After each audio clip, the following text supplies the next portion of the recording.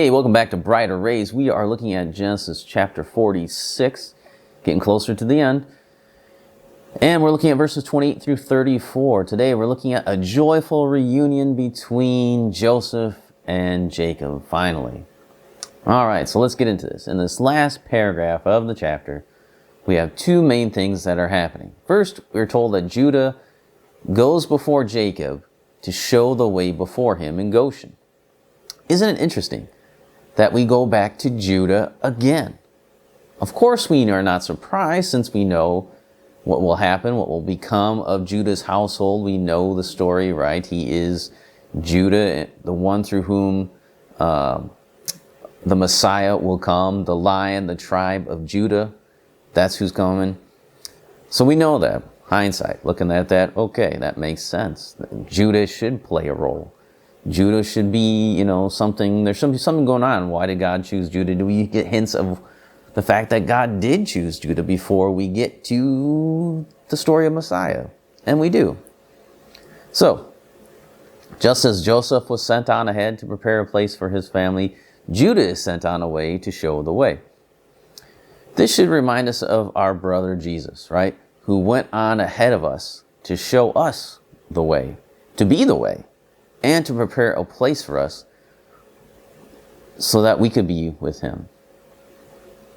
So that should call in mind. Remember that Joseph is a signpost. Judah is a signpost pointing the way to the Messiah. And so we see that here. It's very similar.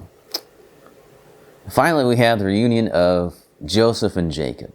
They weep with each other. It's a very emotional scene for everyone. And Jacob says, "Now let me die, since I have seen your face, and know that you are still alive." His life is now complete, knowing that his favorite son was not killed by some wild animal, but is alive and well, and he has two children to carry on the family. So after their reunion, Joseph gives some advice on how his family is to go before the Pharaoh. He knows he's going to have to bring his family in front of Pharaoh, and so he's going to give him a little, some pointers here, how to go before the Pharaoh. How should we work this out? He's got a plan. Remember, Joseph is a man with plans, and he knows what he's doing. He's a smart man. So Joseph will use the fact that the Egyptians believe that the shepherds, or any shepherd, any keeper of sheep, is an abomination and he's going to use that to their advantage. He knows that that's what they believe, and so he's going to use that to the family's advantage. Joseph will tell the Pharaoh that his family has come as requested, but they brought all of their herds as well. And when the Pharaoh asks what their occupation is, they are to say that they are herdsmen, like their forefathers, so that they may dwell apart from the Egyptians in the land of Egypt. So they're going to live in Egypt, but they're going to live separately from most of the Egyptians because, they're shepherds and they're an abomination. You don't hang out with these people.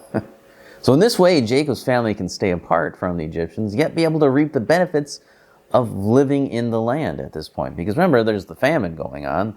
There's no food anywhere. There's no grazing land. So they get to have the grazing land. They get to have the benefits of living near Joseph, being able to be fed from the food that Joseph has collected, being right there, being able to be taken care of by Joseph. Ultimately, Pharaoh is taking care of them. But this is where, again, this shows the wise and discernement of Joseph. And it shows why he's in the position God has given him, right? God chose the right man. He always does. The right man was by their side. So, Joseph takes care of his family. They get to live apart from the Egyptians. They get to, as we'll see, be fruitful and multiply in the land of Egypt. And it's amazing how this all works out. They're in a foreign land, but yet they get to live separately. They don't have to be integrated into and be absorbed into the Egyptian people. They get to stay a separate and really grow into that great nation separately. So come back next time and we will conclude our study for this week looking at some ways that we can apply what we have seen here to our own lives.